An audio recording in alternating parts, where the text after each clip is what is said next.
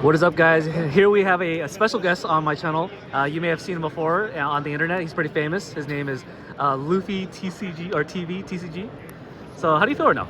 Oh man, I actually feel like a little bummed out, but at the same time, like pretty content, because I think that the deck that I brought today would have been fine if I had played what I was expecting to play. Oh no! Yeah, there were a couple of matchups I had that were just like really bizarre.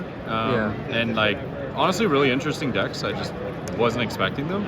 And then there were a couple matchups where like I high rolled and it was like my opponent couldn't do anything, and then others where my opponent high rolled and there was never a chance. Very high rolled, right? Yeah, there was never a chance of me winning. And it was like Nami saw everything. Like, how does Purple Luffy lose against Nami? They have to see everything. Exactly. Like, it was disgusting. But we'll go into that a little bit more. But did you travel far to get here? Not too far. My in-laws live 30 minutes away, so I wonderful. traveled from Virginia, and I'm just staying with my in-laws, having a good time. Yeah. That's very fortunate of you. Yeah, no, honestly, it's really lucky because I got to save a lot of money. So, yeah, me too. I mean, I save money as well. Yeah. Okay, let's go into your profile. Let's see what you got cooking up. Yeah, I mean, Purple Luffy is, I love this leader. I mean, just being able to ramp and, like, you know, stay ahead on Dawn, and it's got really a great matchup spread for the most part, but there's just a few decks that are really tough matchups that I was fully expecting to play today, which ironically, I didn't. I was fully expecting to play against Dofi, never saw Dofi. So I really kind of like built my deck around being able to play what I was considering to be the top decks in the meta, but a lot of them I didn't experience, and then I got maybe two of the meta decks I was expecting, and I was able to win both. Yeah, so I won against Shanks, and I was able to curve out really well, just pretty much like find all the pieces that I need and put him on a bad spot before he could get to his tall cards and like, really get to the end of game. And then I played a mirror matchup where I actually went second, and normally that's really bad. You want to go first in the mirror. Oh, I didn't know that. Okay. I was able to come out on top on that as well because he missed like one really important turn. And pretty much in that matchup, if you miss one important turn, it can really set you behind. And so he had to rely on basically just seeing a bunch of Gum Giants at the end of the game.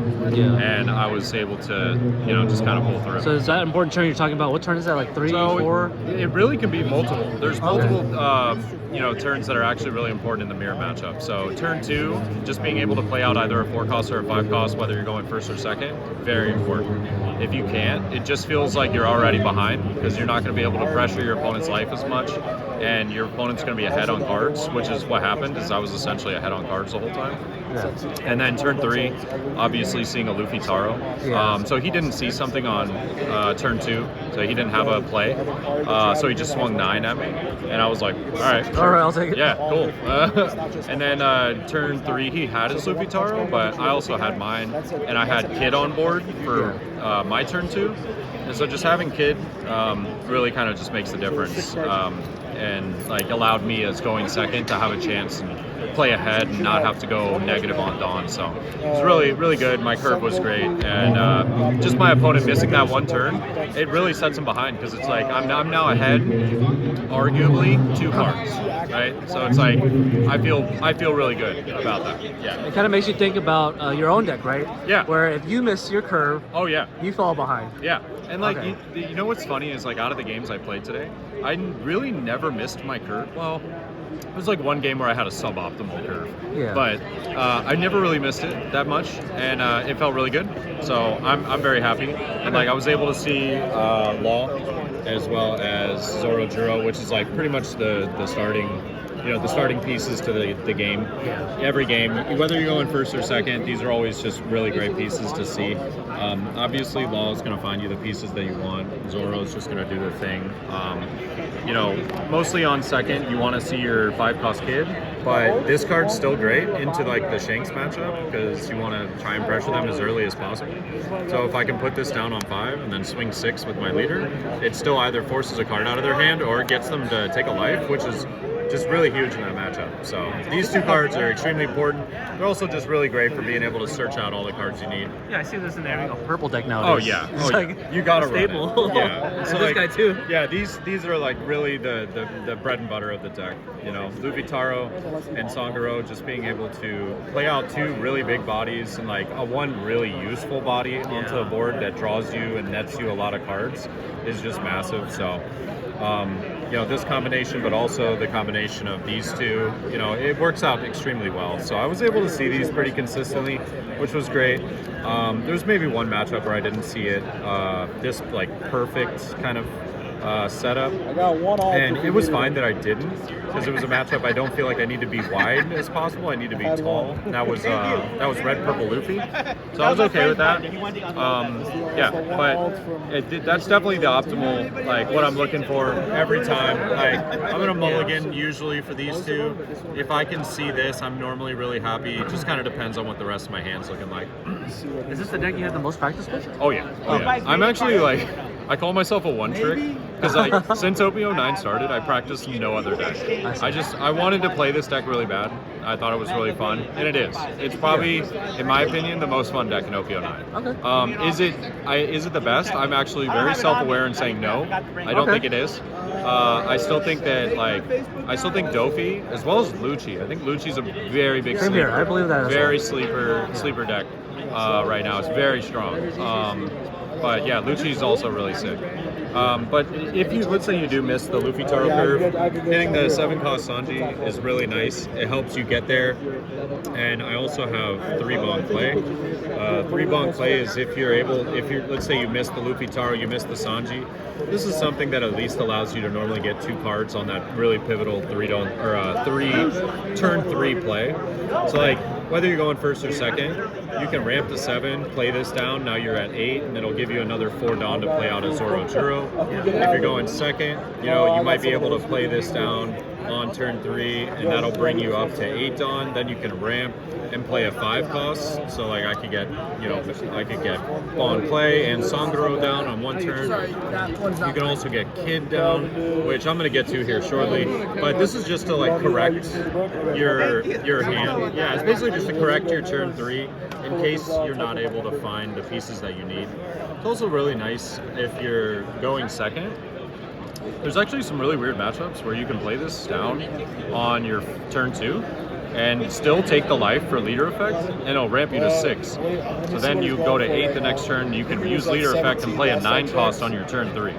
It's really powerful. It puts people really behind, so I think it's a strong card. I don't think it has to be played in the deck. I just like it because I tend to lose the dice roll a lot, and like if I go second, I want to see this because it helps me just in case I don't see Luffy Taro. So you always want to go first with this deck? Is that what, pretty much? Yeah. Oh, okay. There's like hardly any matchups where you want to go second, but I see. since you know that you're going to have to go second, you have to have options. Right. Yeah. Okay. Makes sense. Hitokiri is 4. I mean, this is just a 2K. I don't really look at it as much more than that. It is an option, though. The reason why it's played over other 2Ks, like potentially searchable 2Ks, is that it's a 4/5. Yeah. It's an attacker that you can play on your turn 2, just in case you miss Zoro Juro, you know, or Bon Clay. Yeah, it's like it gives you have multiple options so that you have some sort of curve, right? We also have the blockers. I do 2 and 2. Truth be told, I'm gonna let you know that, and anybody watching, that I don't know what the correct ratio is for these blockers. I have been testing it over and over and over again, and like there's so many other blockers you can play too, like Law, like Queen. There's really weird combinations that you can do.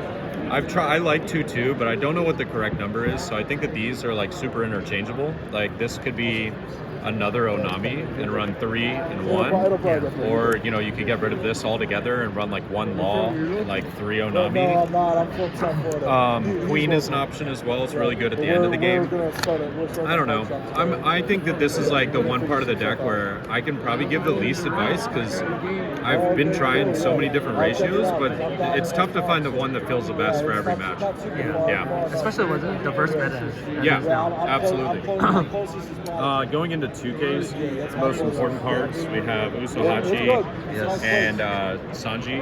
Obviously, we had the Hitokiri with the the other 2K counter. Yeah. But like just having 12 2Ks is really important because Dofi's really popular in the meta, Sanji's really popular in the meta, or not Sanji, excuse me. Shanks, thank you. Yeah, is really popular. Like those are aggressive decks that they're gonna want to chip at your life and like really do as much damage as possible. So if you can use your 2Ks to stay alive and maybe not let your hand size get too big to where they hit you with pudding and you're like, oh. So having 2Ks to get out of those early swings is really, really important. Yeah, I think those cards are just invaluable for sure. The 5-cost kid, I was talking about it before. It's really just your turn 2. Like if you're going second, you needed like some option in this deck if you're going second to like really be able to, I don't know, really like kind of gain some sort of advantage over your opponent because like this deck thrives off going first. But if you're able to play this down, now your Luffy Taro combination, so there it is, Luffy Taro and like Zorojo or Luffy Taro Sangoro the next turn, it doesn't force you to have to take a life because Kid, since you'll be at 7, this will now give you that Dawn back. So you're not really going Dawn negative or anything, and like you can still ramp very comfortably without having to use your life as much. But the tricky thing is that a lot of decks have found ways to either get around it or to get rid of the card. So Shanks is really good at getting rid of it. So Beckman. Ben Beckman, yeah. But typically, like since they're going first, like you don't have to worry about that until turn 4. So the nice thing is usually you can get this combo off first, like early enough. But if they have like some sort of answer, like I'm trying to think of the name of it. It's like Building Snake and Marco, but it's like early removal cards to be able to get rid of it. It's really tough. We also have the 9-cost cards. So I run 2 9-cost Luffy and 3 9-cost, or 3 9-cost Linlin. Okay. It sucks because like I actually think that based off the games I played today, I would almost want this card at 2, which sucks because I think this card's amazing. But I didn't play any Dofi. I didn't play any Dofi, and it's specifically in here for Dofi. So it was a really big brick. It didn't do me much. So it kind of sucked. This card was amazing for me today, though. 9-cost Luffy is so good on curve. Yeah, I had a game where I had Kid on board as well, and just being able to get the Dawn back and everything is like incredible. I think I had a game where I had 2 kids, and I was able to get 2 Dawn back. Like you can choose how much you subtract, so that was amazing. And then best card in the deck by far, Gum Gum Giant, the GOAT. It keeps you alive because you're going to be getting down to 2, 1 life, really quickly, and it's just a great way to stay alive and be able to do things you want to do. Yeah, definitely. Okay, cool. So any change you would make for it? I guess you want to cut some Linlin and then, I don't know. This is probably going down to 2. Is turn skip Luffy not a thing anymore? Nah, not really. Like it's not bad, but it's very niche what matchups that works in. And like your worst matchups, it basically only helps in the matchups that you're favored in. Yeah. So like, no point. Win more. It's not. Yeah, I don't know. I'm not super big on it, but if anything, I'd probably change one Linlin. Would have been great against that Nami player, right? This is joking. True. When Nami draws 4 draw 2 triggers out of life. There's not much you can do. You just kind of go, okay, and then they play 4 Kayas to end the game with 8 cards left in deck. You take that L on the chin, unfortunately. But what is a bad matchup for this deck?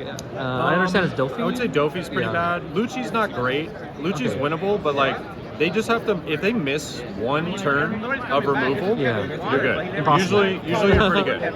But if they see every single turn of removal, you're done. It's over. GG. You can't win that matchup. But you got to get first as well. Because going second is pretty bad. It's pretty miserable. Aren't you glad you get to play an OPO5 leader in today's meta? No, it's super fun. And then the other meta deck is OPO1 leader, which is Dofi. So.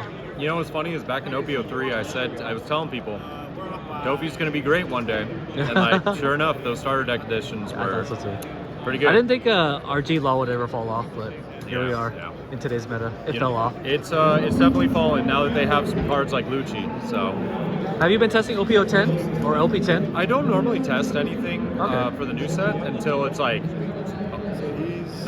normally like 2 weeks to 3 weeks out. I see. Yeah, because I typically like to stay focused on the one that I'm playing right now, so I can try and do as well as I can in treasure cups and everything. But I think I might actually like pivot because I think that this deck is really good. Yeah. But I think I see now that people are starting to play like really like a large variety of decks. Yeah. I think I might pivot to decks that just start really stupid well-rounded in matchups. What's on the top of that list? I would say like BY Luffy. Okay. Dofi. Dofi. Lucci, arguably, I think Lucci has some tricky ones, but it's still really good. You know, sometimes if you just high roll with that deck, even in your worst matchups, you're gonna win. Yeah, it's like the most like Yeah. average deck. Yeah, I just find that deck kind of boring to play though. Lucci? Yeah, I'm not a fan. okay. I played it strictly to get my invite. Yeah. So Here I we got my are. invite, you know. But I think this deck is really fun. This is probably the most fun deck. I always like that. I prioritize fun over doing well usually. True. Me too. And then I would say like BY Luffy is actually really fun, but it's also really difficult. It's not like for the easy of part. You know, like there's some people that think it's you just play Moria, you know, get leader to 9. No. It's not like that. You're doing There's like so much that goes into Spandom. Yeah, We're back to Spandom. Yeah. CP9. To play that deck at the highest levels is like, you know, BY Luffy is crazy. I've seen some of the best players play it, and like shout outs to them. Yeah. And play it for 9 rounds?